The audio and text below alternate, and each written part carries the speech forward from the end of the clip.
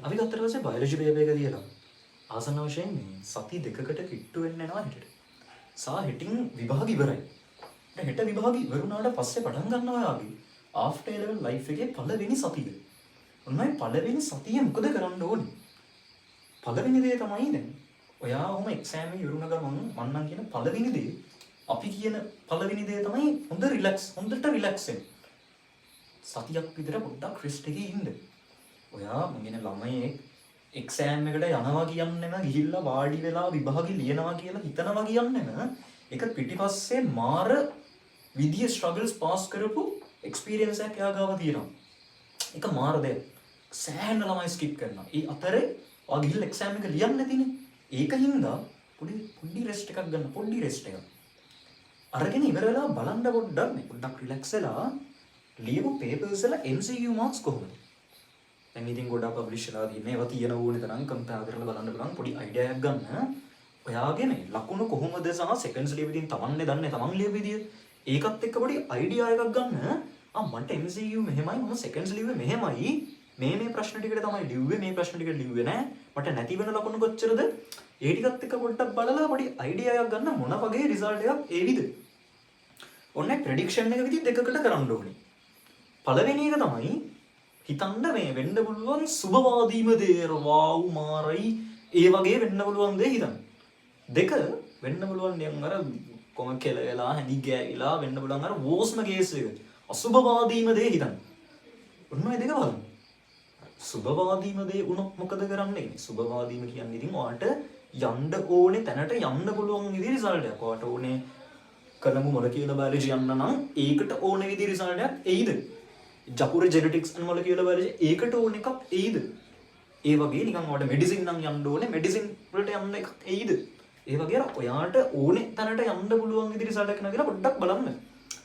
මේ එතකොට ඉතින් ඔහොම බැලුවට පස්සේ ඔන්න ඔය process එකෙන් පස්සේ ස්ටේජස් 3ක ළමයි ඉන්නවා. පළවෙනි කට්ටිය ඉතින් අර නිකන් අපි යන්නේ ගොඩාක් මහන්සි වෙලා සෑහෙන මහන්සි වෙලා සමහර විට වැඩි හරියක් බයොලොජි එකේ සෙකන්ඩ් ෂයි තර්ඩ් ෂයි එකට එනවා ගොඩාම මහන්සි වෙන්නේ රිසර්ච් බලද්දි පේන දේ ඉතින් මේ එහෙම ගොඩාක් මහන්සි වෙලා සෑහෙන හොඳට වැඩ කරලා සබ්ජෙක්ට් තුනේම නිකන් MCU 40ට උඩ වගේ තියෙනවා සහ සෙකන්ඩ් සාපේක්ෂව හොඳට ලියලා තියෙනවා කියලා එයා දන්නවා. ඉතින් ඒකත් එක්ක ඉතින් අර ෂුවර් වගේ කට්ටියක් ඉන්නවා. ඒ කට්ටිය තමයි පළවෙනි කට්ටිය. ඉතින් එයාලට කියන්න තියෙන දේ ඔයා සෑහෙන මහන්සිලා තියෙන්නේ පුළුවන් තරම් රිලැක්ස් වෙන්න. සහායනේ එහෙම මහන්සිත් වෙලා ආයි කරන්නෙත් නෑ කියලා නම් හිතන්න මොනම හේතුවක් ඉඳන් මම කියන ෆුල්ම රිලැක්ස් වෙන්න සහ අර ගන්න තියෙන ඔක්කොම ලයිෆ් එක විඳින්න. ඒ කියන්නේ ආයි ආෆ්ටර් ලෙවල් ලයිෆ් එකෙන් නෑනේ. සහ පොඩි සජෙෂන් එකක් දෙනවා ඔයාලට පොඩි හරි සැකයක් තියෙනවා නම් බලන්න මේ ස්කෝලර්ෂිප් ඔපචුනිටිස් තියෙනවා. ස්කෝලර්ෂිප් ඔපචුනිටිස් තියෙනවා. ඒව පොඩ්ඩක් බලන්න. මොනවද කියන්නේ? පාකිස්තාන් වලින් දෙනවා, රෂියා වලින් දෙනවා, ඔහොම ලංකාවට එක එක රටවල් දෙන ස්කෝලර්ෂිප්ස් තියෙනවා මෙඩිසින් වලට ෆුල් ස්කෝල්ස් ලක්ෂ 100ක් එක සෙමිනාර් ඩිග්‍රී වැලියු එක. ඒ පොඩ්ඩක් බලන්න. අර ආයි මොනම හේතුවක් ඉඳන් සෙකන්ඩ් එකක් කරන්න නැහැ වගේ නම් ඉන්න අර ලොකු මහන්සියක් වෙලා. ඒක පොඩි සජෙෂන් එකක්. දෙවනි කට්ටිය සෑහෙන මහන්සි වුණා සහ මේ විභාගෙත් ලිව්වා හැබැයි නිකන් පොඩ්ඩක් මාජින් එකේ වගේ ඉන්නේ. වැට උඩ වගේ කියන්න බෑ. එහෙම සෙට් එකක් මේක ඉන්නවා. සහ මේ සාමාන්‍ය MCQ 40ම නෑ 36 37 38 39 ඔය වගේ වේරියේෂන්ස් වල ඉන්න පිරිසක් ඉන්නවා. සහ සෙකන්ඩ්ස් නියන් ෂේප් එකේ ඒ ගානට ලියුවා. ඒගොල්ලන්ගෙත් කියන්න දෙන ඉතින් ඔතන විවිධ දෙකක් ඉන්නවා. පළවෙනි කට්ටිය මොනම හේතුවක් ඉඳන් ආයි කරන්නේ නෑ. අනිත් කට්ටිය ආයි මොකක් හරි වුණොත් කරනවාමයි. එතනින් ඉතින් මේ මුකුත්ම කරන්නේ නැති කට්ටියට කියන්න තියෙන්නේ ඔයාලා පොඩ්ඩක් ස්කෝලර්ෂිප්ස් බලන්න සහ යුනිවර්සිටි වෙබ්සයිට්ස් වලට යන්න. යුනිවර්සිටි වෙබ්සයිට්ස් වලට ගිහිල්ලා බලන්න මොනවද තියෙන ඩිග්‍රී ප්‍රෝග්‍රෑම්ස්. ඔයාට මෙඩිසින් මිස් වුණොත් මම මොකක්ද අයි මොනම හේතුවක් ඉඳන් කරන්නේ නැත්තම් මම කියන්නේ අසහ ෂයි එක ඉවරයි එහෙමනම් යුනිවර්සිටි වෙබ්සයිට් වලට ගිහිල්ලා බලන්න මොනවද තියෙන ඩිග්‍රීස්. සමහර විට ඔයා ජීවිතේට හිතපු නැති විදිය මාර ඩිග්‍රීස් උතන තියෙනවා. හරිද? ඒවට ග්ලෝබල් තියෙන වැලියු එක ග්ලෝබල් රෙපියුටේෂන් එක පැත්තෙන් ගත්තත් ඒකට ලොකු වැලියු එකක් තියෙන ඩිග්‍රීස් තියෙනවා. ඒව ගැන දැනගන්න පුළුවන් ඉතින් යුනිවර්සිටි වෙබ්සයිට්ස් වල දාලා තියෙනවා. ඕනෙම සාමාන්‍යයෙන් බහුතරයක් ඩිග්‍රීස් වල හෑන්ඩ් බුක්ස් තියෙනවා. දැන් එක්සැම්පල් එකකින් කොළඹ බයෝ සයන්ස් ඩිග්‍රී කියන්නේ කොහොමද කියන එක ගැන වඩා යුනිවර්සිටි ඔෆ් කොළඹ වෙබ්සයිට් එකට ගිහිල්ලා හෑන්ඩ් බුක් එක ස්ටඩි කරන්න පුළුවන්. ඒකේ තියෙනවා කොහොමද ස්පෙෂල් එකට තෝරගන්නේ. කොහොමද මොලිකියුලර් බයොලොජි වලට කැඩෙන්නේ. කොහොමද බයෝටෙක්නොලොජි වලට කැඩෙන්නේ. ඒ ඔක්කොම තියෙනවා. කැඩෙන විදිය process එක අනම්මනම් හැමදේම මේකේ තියෙනවා. EZs කොහොමද ගියේ ඒව බලන්න බලන්න UGC department එකකින් ගිය අවුරුදු EZs කොහොමද කැඩුනේ. ඒ වගේ වෙබ්සයිට්ස් වල ඉතින් ඒ ටික පොඩ්ඩක් හොයන්න. ඒකත් එක්ක ඉතින් පොඩි ඩිසිෂන් එකකට එන්න. සාර මේ ස්කෝලර්ෂිප් ඔපචුනිටිස් තියෙනවා. ඒව පොඩ්ඩක් හොයලා බලලා ඒවට යන්න. ඉතින් මේ එහෙම ලංකාවෙන් යනවා හැම අවුරුද්දකම යමුසි ළමයි ගානක් ඒව හොයාගෙනම යන්න ඕනේ. ඉතින් අර කවුරුවත් ගෙනල්ලා කකුල් දෙක ගාවට දෙන්නේ නැහැ. ඒක හොයාගෙන යන්න ඕනේ.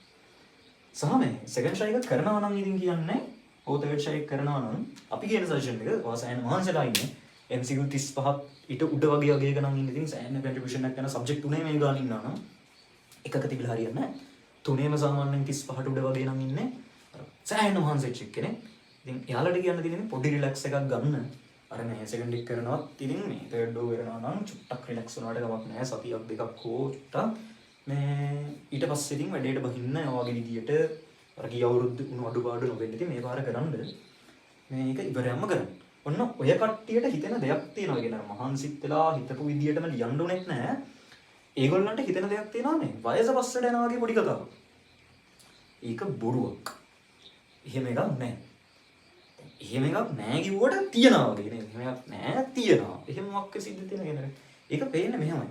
අපි ගත්තට පස්සේ ගිය අවුරුද්දේ සාමාන්‍ය එකට එක පන්තියේ හිටපු කට්ටිය මේ වෙද්දි ලොකු වෙනස්කම් වලට ලක් වෙලා තියෙනවා නේද? ඒ කියන්නේ අපි ගත්තොත් ගිය අවුරුද්ද එක පන්ති එකට කෑම ගාපු කට්ටිය වෙන්න පුළුවන්. හැබැයි මේ වෙද්දි කට්ටිය යුනිවර්සිටි ගිහිල්ලා මේ කොළඹ ගිහිල්ලා ෆොටෝස් දානවා. ඒව පේනවා ස්ටේටස් වල අනම්මනම් ඒකත් එක්ක ඉතින් ඔයාලට හිතෙන්න ඉඩ තියෙනවා මේ දැන් වයස පස්සට ගිහිල්ලා නේද? මේගොල්ලෝ දැන් කැම්පස් මේගොල්ලෝ සෙකන්ඩ් ඩේ වෙනවා මම තර්ඩ් ඩේ කළොත් ඉතින් එහෙම හරියන්නේ නැහැ. මේ ඉක්මනට මම ඩි කැම්පස් එකෙන් එළියට යන්න ඕනේ. ඔහොම හිතෙන්න ඉඩ තියෙනවා. මේ වරදක් නෑ. නමුත් ඉතින් අපි නිකන් ඔයාගෙන් අහනවා පොඩ්ඩක් හිතන්න. අවුරුදු 30 දී ඔයාටත් අවුරුදු 30යි යාළුවටත් අවුරුදු 30යි. ඔයත් ડોක්ටර් යාළුවත් ડોක්ටර්. ඒතර එහෙම වුණත් නිකන් හිතන්න අර යාළුවා අවුරුදු දෙකක් කලින් ගියා කියන එක දැනෙනවා. ඒ අවුරුදු 45 දී දැනෙනවද? නෑ නේ නිකන් එක බොරු කතාවක් කරේ. ඒක එහෙම හිතෙන්නේ මේ අර අපේ පොඩි වයසට ලොකු වෙනසක් වෙලා තියෙන හින්දා. එහෙම නැත්තම් එහෙම සීන් නැහැ. ඉතින් අර මේ ඒගොල්ලන්ට කියන්නේ අනිවාර්යෙන් තර්ඩ් එක කරන්න. ඒක දෙපාරක් හිතන්න එපා මේ. වයස පස්සට යනවා වගේ නම් වා තර්ඩ් එක මිස් කරන්නේ. ඒක අපි හිතන එක ඉතින් අර මගේ ඒක නම් හේතුව එපා. අර වාගේ උපරිමේ දීලා තියන්නේ සහ තව මුකුත් කරන්න නැහැ වගේ නම් ඒක ඉතින් වාගේ ඩිසිෂන් එකේ හිතලා බලලා හොඳ දේ කරන්න. හැබැයි ඉතින් අර මේ මාස 8ක් තියෙනවා. ඒ මාස 8 ඇතුලෙන් හරි ඔයාට ඕනේ කරන තැනට යන්න පුළුවන් වුණා. මම හිතන්නේ එතනින් එහාට ආගේ මුළු ලයිෆ් එකම වෙනස් වෙනවා. තව අවුරුදු 60ක් විතර ජීවත් වෙන්නේ 55ක්වත් ඒ අවුරුදු 55ේම විතර ඉතින් ඔයාගේ ලයිෆ් එකට ලොකු චේන්ජින් පොයින්ට් එකක් තියෙන්නේ. මේ මාස 8 ඉතින් මාස 8කින් වයස පස්සට එනවා කියලා අවුරුදු 55ක ලයිෆ් එක පස්සට දාගන්න යන්න එපා කියලායි අපේ සජෙෂන් එක. ඉතින් මම හිතලා බලලා අට හොඳම දේ කරා. තුන්වෙනි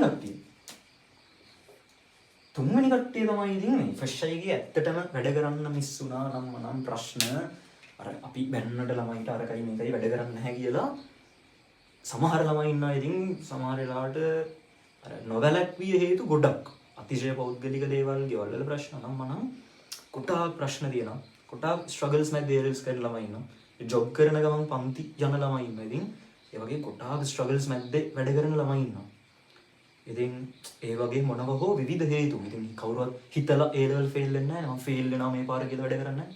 ඒ හැමෝම වැඩ කරන්නේ හොඳ රිසල්ට් එකක් ගන්න බලාගෙන. ඒ විවිධ හේතු හින්දා ඉතින් අර පොඩ්ඩක් බැක් වෙන කට්ටියක් ඉන්නවා. කරගන්න අමාරු වෙන කට්ටියක් ඉන්නවා. සහ කොහමද ඉතින් අර මේ වෙද්දි FS මට්ටමක ඉන්න කට්ටියක් ඉන්නවා. ඒක විවිධ හේතු හින්දා ඉතින් අර ඒවා සමහර ඒවා වළක්වන්න පුළුවන්. ඒවා සමහර ඒවා බැරි. ඒවා මොනවා හරි ඉතින් ඒවා වැඩක් නැහැ. ඉතින් අර හිස්ටරි එකේ වෙච්ච දේවල් අතහැරලා දාන්න ඒවා වැඩක් නැහැ. නික ගියා ඒකයි ගන්න බෑ. අපිට පුළුවන් ඒක දිහා බලලා ඉස්සරහට තියෙන ෆියුචර් එක ඩිසයින් කරන්න. ඒක මිස් කරගන්න එපා. ඒකින්දරනේ එහෙම කෙනෙක් ඉන්නවා නම් FS මට්ටමක වගේ කෙනෙක් නම් ඉන්නේ අපි කියන සෙක්ෂන් එක රිවිෂන් එකට යන්න අනිවාර්යෙන් පුළුවන් ඉක්මනටම සහ පුළුවන් ඉක්මනටම වැඩ පටන් ගන්න. මේ මොකද FS මට්ටමක නම් ඉන්නේ ගොඩාක් වැඩ තියෙනවා කරන්න. සහ C එකක හිටියත් ඉතින් අපි කියන එක ගොඩක් වැඩ කරන්න තියෙනවා. මේ ඒකෙන් ඉතින් අනිවාර්යෙන් වැඩට බහින්න අර මගේ මම දන්න මගේ සමහර යාළුවෝ ඉන්නවා. ඉතින් ෆ්‍රෙෂ් අය ගොඩාක් හොඳ රිසල්ට්ස් තිබිලා ගොඩක් දුරට සෙකන්ඩ් ෂයි එක ස්කිප් කරන්න වගේ තත්ත්වයකට ආපු කට්ටිය ඉන්න. හැම පන්ති ගියේ නැහැ අනම්මනම් ප්‍රශ්න හින්දා. ඉතින් මේ ඒව අපි දැකලා තියෙනවා අනම්මනම් කොහොමද ඒකෙන් ඉතින් අපි කියන එක ගොඩාක් හොඳ රිසල්ට්ස් තිබිලා ඒකත් එක්ක FS මට්ටම ගණන් ඉන්න අනිවාර්යෙන් වැඩට බහින්න. අනිවාර්යෙන් බහින්න. පුළුවන් ඉක්මනටම. ඉතින් අපි හිතන එක රිවිෂන් එකක් ඉක්මනට ඕන කරන්න ඒගොල්ලන්ට. එතනින් එහාට ඔය උඩ ලකුණු තියෙන කට්ටිය ඉතින් දැම්ම රිවිෂන් යන්න කලබල වෙන්න එපා අපි කියන එක කැමති නම් යන්න. තර්ඩ් ෂයි වගේ නම් මම කියන්නේ යන්න අනිවාර්යෙන්. මොකද තර්ඩ් ෂයි කට්ටියත් එක්ක අපි කතා කරලා දෙනවා සහ වැඩ කරලා දෙනවා. එතකොට අපි දැක්කද ඒගොල්ලෝ අන්තිම මාස දෙකේ මාර විදියට රෙග්‍රෙට් වෙනවා. මුල ඉඳන් වැඩ කරේ නැහැ කියලා. ඒක පුදුම රෙග්‍රෙට් එකක්. මම කියන්නේ ඒක තියාගන්න එපා. තර්ඩ් ෂයි නම් කරන්නේ ඔයගේ අන්තිම ෂයි එක අන්තිම මාසට මම කියන්නේ පුළුවන් ඉක්මනට වැඩේට බහින්න. අර රෙග්‍රෙට් එක තියාගන්න එපා. සහ සාමාන්‍යයෙන් යුනිවර්සිටි එකට ගියොත් දැන් අපේ යුනිවර්සිටි එක මොරටුව ගත්තොත් ඕකේ සහ වෙන්නේ ගොඩාක් ලංකාවේ මෙඩිකල් ෆැකල්ටිස් වල සාංශවල ගොඩක් ඉන්නේ සෙකන්ඩ් ෂයි තර්ඩ් ෂයි කට්ටිය. ඔයා ෂයි එකක් පස්සට යනවා කියන්නේ ලයිෆ් එක පස්සට යනවා කියන එක නෙමෙයි. ඔයා තව දේවල් ටිකක් හදාගෙනයි කැම්පස් යන්නේ. ඉතින් ඒකත් එක්ක ඔයාලට කැම්පස් එකේ හොඳට පර්ෆෝම් කරන්න පුළුවන්. ෆස්ට් ෂයි නිකන් කනාවට මාස්සලා යනට වඩා සමහරවිට සෙකන්ඩ් ෂයි තර්ඩ් ෂයි යන කෙනෙක් කැම්පස් එක ඇතුලේ පර්ෆෝම් කරනවා හොඳට වෙන්න පුළුවන්. වෙන්න පුළුවන්. හින්දා නේ ඒක ගැන හිතන්න එපා ඉතින්. ඕන තරම් සෙකන්ඩ් ෂයි තර්ඩ් ෂයි කරලා වටින්න සහ ඒක බොහොම සාමාන්‍යද. ඒ ගැන වොරි වෙන්න එපා. යාළු තමන්ගේ පාත්තලෙයි ඔයාගේ ගමන යන්න. ඒකෙන් ඉතින් අපි කියන එක ටක් වැටේට වහින්න. ඒගොල්ලන්ට තමයි සමහර රිවිෂන් එකක් පටන් ගන්න. ඉක්මනටම මේ වැඩේට වහින්න ඕනේ වගේ කට්ටිය ඉන්නවා නම් ඒගොල්ලන්ට රිවිෂන් පටන් ගන්නවා. ඉතින් මේ සම්බන්ධ සියලු විස්තර සෝෂල් මීඩියා වල දාලා දෙනවා. කැමති කෙනෙක් ඉන්නවා නම් එන්න. ඒක එහෙමයි. සහ මේ අන්තිමට කියන්න ඕනේ මේ අපි දාලා දීම දවස් 36 කියලා. මොකක්ද මේ දවස් 36? ඇත්තටම විභාගෙට තියෙන දවස් 36යි. අපි ගත්තට පස්සේ අපි රිවිෂන් එක පටන් ගන්නවා නොවැම්බර් මාසේ 29 වෙනිදා ඔන්ලයින්. ඒතර නොවැම්බර් මාසේ 29 පටන් ගත්තට පස්සේ ඔන්ලයින් ඔයාලා කැලෙන්ඩර් එක අරගෙන බලන්න ක්ලාස් කරන්න අපිට අගෝස්තු මාසේ පන්ති කරන්න බෑනේ. ඒකේ ටයිම් ටේබල් එක දාලා තියෙනවා. ටයිම් ටේබල් එකේ අගෝස්තු පළවෙනි සතියේ විභාගෙ තියෙනවා. ඒතර ජූලි මාසේ අන්තිම සතියේ අගෝස්තු 1 තමයි අන්තිම සෙනසුරාදා දෙන්නේ. ඒ වෙනකන් තියෙන දවස් 36යි. කෙනෙක්ට දෙන්න පුළුවන් නෑ සති 36ක් තියෙනවා 36 ගෙදර ගිහිල්ලා හතෙන් ගුණ කරලා කියනවා දවස් 220ක් විතර තියෙනවා මේ 200ක් ඊට වැඩි ගාණක් තියෙනවා. ඉතින් අපිට වැඩ කරන්න පුළුවන් නේ. කොහොම හිතන කට්ටියක් ඉන්නවා. එහෙම හිතුවොත් නම් අනිවාර්යෙන් කෙල වෙනවා. දවස් 36 දී එන වැඩේට. දවස් 36ක් ඇතුලේ FS මට්ටමක නම් ඉන්නේ ඔක්කොම කවර් කරගෙන යන්න ඕනේ විභාගෙට. එයා B එකක නම් ඉන්නේ තව ලකුණු 10ක් 15ක් හදන්න තියෙනවා. ලකුණු 10ක් 15ක් හදන එක නෙමෙයි වැඩේ. ඉතුරු සබ්ජෙක්ට් දෙකේ ගත්තනම් ඒ දෙක කන්ටිනියු කරන එකයි වැඩේ. ඒක මාර අමාරු වැඩක්. ඒක අඩු වෙච්ච කට්ටිය ඉන්නවා. ෆස්ට් ෂයි රිසල්ට් එකට වඩා සෙකන්ඩ් ෂයි රිසල්ට් එක අඩු වුණ කට්ටිය ඉන්නවා. එහෙමයි ඉන්නවා. ඒකින්ද ඉතින් අරනේ සබ්ජෙක්ට් තුනම බැලන්ස් කරන්න වෙනවා. ෆස්ට් ෂයි A ආව පමණින් සෙකන්ඩ් ෂයිගේ ඒ සබ්ජෙක්ට් එකේ වැඩ නොකර ඉන්න බෑ.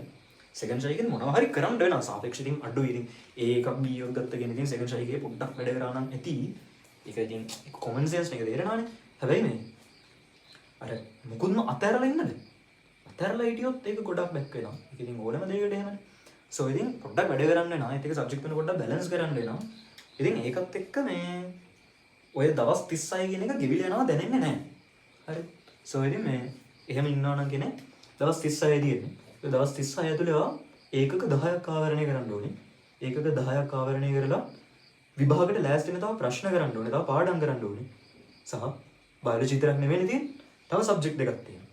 ඒකෙන්ද ඉතින් පොඩ වැඩේට වහින්න. ඉතින් ඒගොල්ලන්ට අපි රිවිෂන් පටන් ගන්නවා. නොවැම්බර් මාස 29 එදා මාස පේපර් ක්ලාස් එක පටන් ගන්නවා. එතකොට ඒ සම්බන්ධ සියලු විස්තර සෝෂල් මීඩියා වල දාලා තියෙන ඉතින් කැමති කෙනෙක් ඉන්නවා නම් අහන්න පුළුවන්.